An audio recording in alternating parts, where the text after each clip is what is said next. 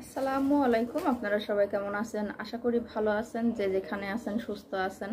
তো আলহামদুলিল্লাহ আমিও ভালো আছি আপনাদের দোয়ায়, আল্লাহ তাআলার অশেষ রহমতে। তো এই যে আমি চলে আসছি আবারও প্রতিদিনের মতো নতুন আরেকটা ব্লগ নিয়ে। সকালবেলা উঠেই যে মাদের কাজ থাকে ছেলে মেয়েকে দেখভাল করা, তো এখন তো সবার মর্নিং স্কুল দিছে, এই জন্য অনেক সকালে উঠতে হয় আর কি। তো 5:30টার সময় উঠে আর কি ওদেরকে নাস্তা বানিয়ে খাওয়াই। তো ছায়ামণিতে চলে গেছে, এরপরে আমি আবার তানভীরকে রেখে আসলাম। তো আর কি ওকে স্কুলে ভুলভাল দিয়ে রেখে এসে সংসারের টুকিটাকি যা কাজ ছিল সেগুলি সেরে তো আবার ওকে আনতে যেতে হবে।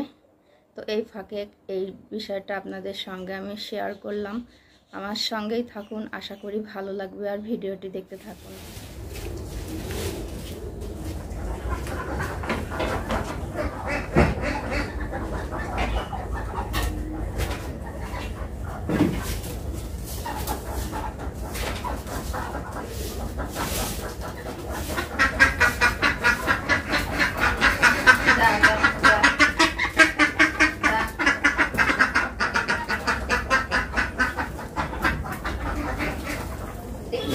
একটা ওইখানে বেলা করে 8টা পেয়েছে।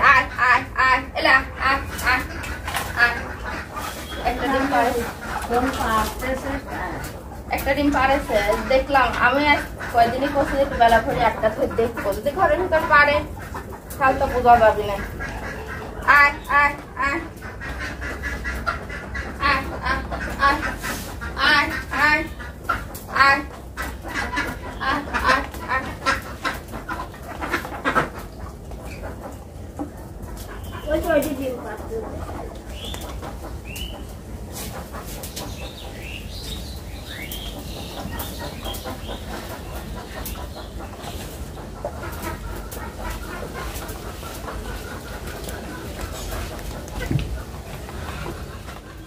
তো ওই যে মেয়েদের কাজ তো সকাল থেকে বিছনা গোছানো দিয়ে শুরু হয়।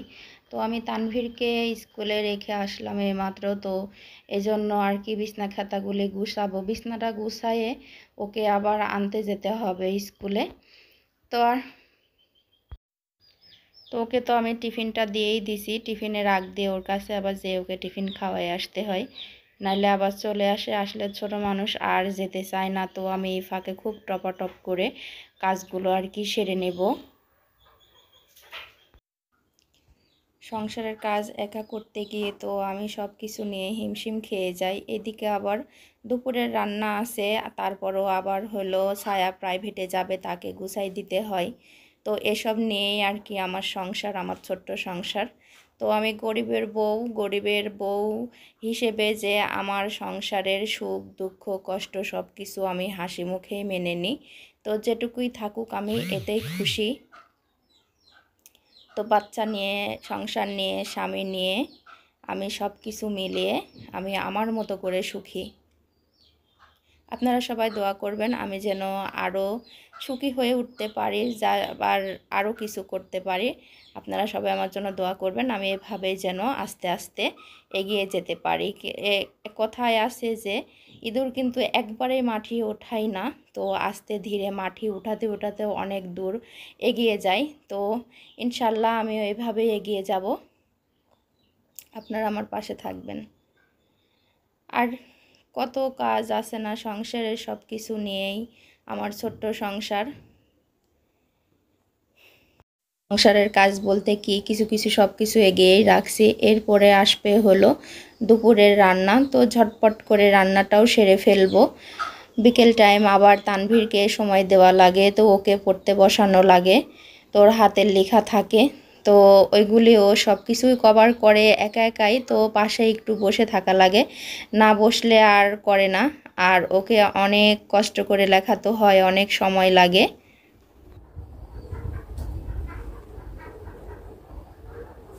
তো এই যে তানভীরকে স্কুলে রেখে আসলাম, তো এসে আর কি সংসারের কাজগুলো তো সারা লাগবে, এই জন্য সব কিছু মিলিয়ে কাজগুলো শুরু করলাম, যেগুলো পরিষ্কার করে নিই।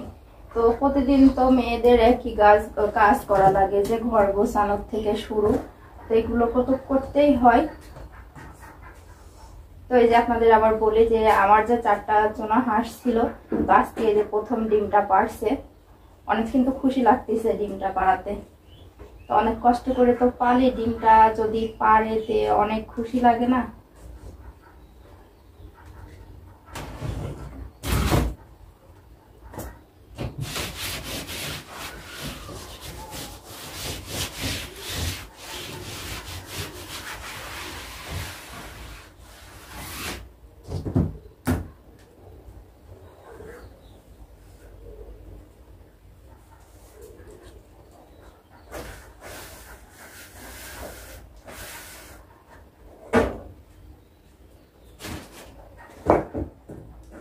ওই যে তানভীরের নাস্তা বানালাম, ওকে রুটি আর ডিম পোস্ট করে খাওয়ায়ে ওর টিফিনটা দিয়ে তো ওকে আমি স্কুলে রাখতে গেছিলাম।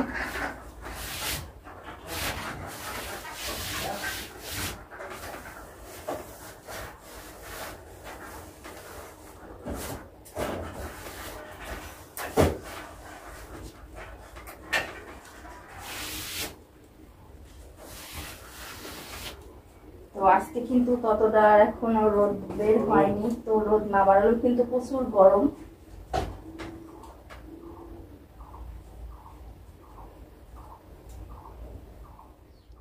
তো ওই যে চলে আসছি সরাসরি তরকারি কাটাতে চলে আসছি, যেহেতু এখন আর কি জোহরের আজান পড়ে গেছে, তো আবার প্রাইভেটে যাবে, এই জন্য আমাকে ঝটপট করে সব কিছু রান্না করতে হয়। তো যে আজকে আমি দুপুরের রান্নার জন্য কাটবো হলো করলা। তো করলা দিয়ে ছোট মাছ দিয়ে চচ্চড়ি, আর যে চাল কুমড়াটা দেখতে পাচ্ছেন এটা দিয়ে মাছ দিয়ে রান্না করব। তো এদিকে সময় তো চলে যায়, আর এত প্রচুর রোদ গরম পড়তেছে, এই রোদ গরমের মধ্যে কাজকর্ম করা খুবই কষ্ট। বিশেষ করে বাড়ির যে সব কিছু ঘোরায় ঘুরে কাজ করা লাগে, এগুলি দিয়ে সব কিছু মিলিয়ে অন্যরকম হয়।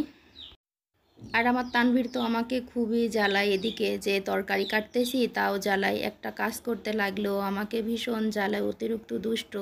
তো আমার এক কাজ বারবার করে করা লাগে।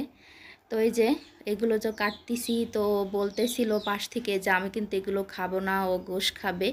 ও কিন্তু গোশ রান্না করলেও ততটা খায় না, ও বেশি পছন্দ করে হলো চাক ভাজি। তো বললাম যে এটা দিয়ে চাক ভাজি করে দিই, তো বলছে যে না, কিন্তু দিলে কিন্তু খাবে, অতটা বোঝে না। তো এদিকেই চাল কুমড়ির তরকারিটা কিন্তু অনেক মজা হয়, এজন্য আজকে আমি ভিন্ন ধরনের করে তরকারিটা রান্না করব। তো ওই যে এখানে তানভীরের চুল কাটতে আসছে, গরমের মধ্যে চুল কিন্তু অনেক বড় বড় হয়েছে, আর প্রচুর গরম পড়তেছে, এত বড় বড় চুল থাকলে সমস্যা হয়।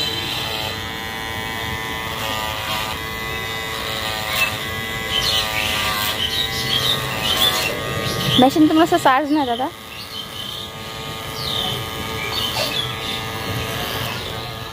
তো এই যে আমার চাল কুমড়ির তরকারিটা কিন্তু কাটা শেষ, আমি এখানে কেটে আর ধুয়ে রাখছি। আরও হচ্ছে এই যে এখানে আছে হলো পেঁয়াজ রসুন মরিচ দিয়ে আমি করলাটা চচ্চড়ি করার জন্য কেটে রাখছি। খুব সামান্য মরিচ দিয়েছি, যেহেতু অনেক গরম পড়তেছে, এত ঝাল খাওয়াটা ঠিক না। আর এই যে এখানে দেখতে পাচ্ছেন যে ছোট মাছ, তো আমি এই ছোট মাছটা দিয়েই হলো করলাটা চচ্চড়ি করব। তো এই যে কড়ার মধ্যে কিন্তু আমি করলাটা আগেই ধুয়ে রাখছি। তো এই যে কাঁচা পাকা করলা, কালারটা কিন্তু অনেক ভালো আসছে। তো এখনো তো রান্না করা বাকি। তো এই যে করলাটার মধ্যে আগে আমি মাছটা দিয়ে দেব।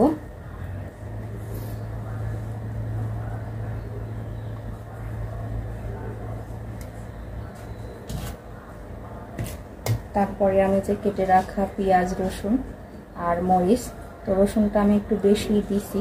তো ছোট মাছে কিন্তু রসুনের গন্ধটা অনেক ভালো আসে।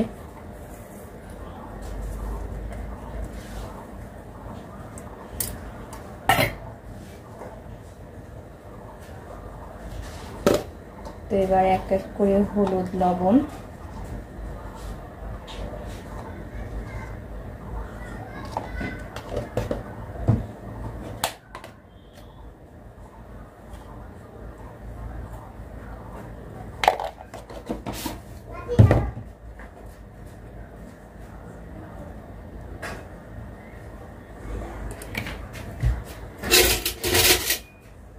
তো আমি কিন্তু এটা হাত দিয়ে চটকায় মাখাইতে পারতাম, কিন্তু না, আজকে আমি আর হাত দিয়ে মাখাবো না। আমি এইভাবে মাখিয়েই আর কি নাড়াচাড়া করে হালকা একটু পানি দিয়ে চচ্চড়িটা বসাবো।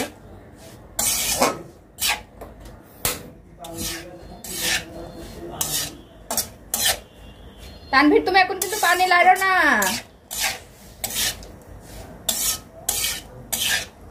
বাচ্চা কাচ্চা গরমের মধ্যে খালি পানি নিয়ে খেলা করে আর অসুখে পড়ে। তো ওই যে আমার মেশানোটা শেষ, আমি এখন একটু করে পানি দেব।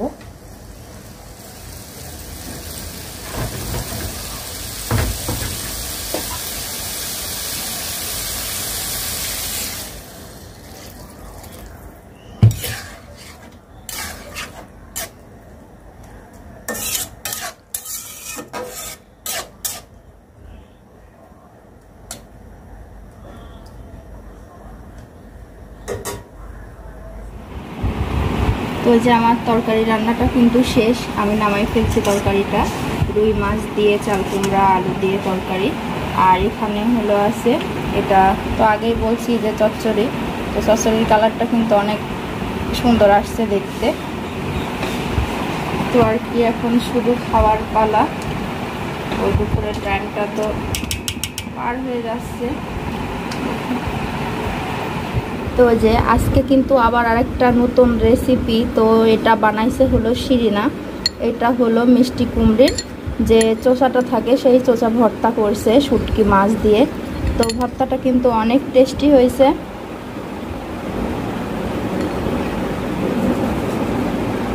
আপনারা চাইলে বাসায় ট্রাই করতে পারবেন, এটা কিন্তু আগে কখনো খাই নাই, তো আজকে শিরিনা করছে।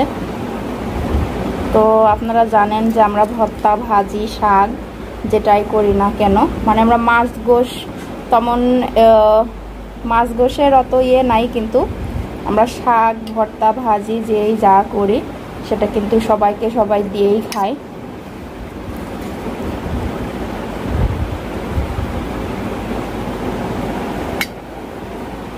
তো আর আজকে বেশি কথা আর বলবো না। আজকের ভিডিওটি কেমন লাগলো সেটা আপনারা অবশ্যই জানাবেন।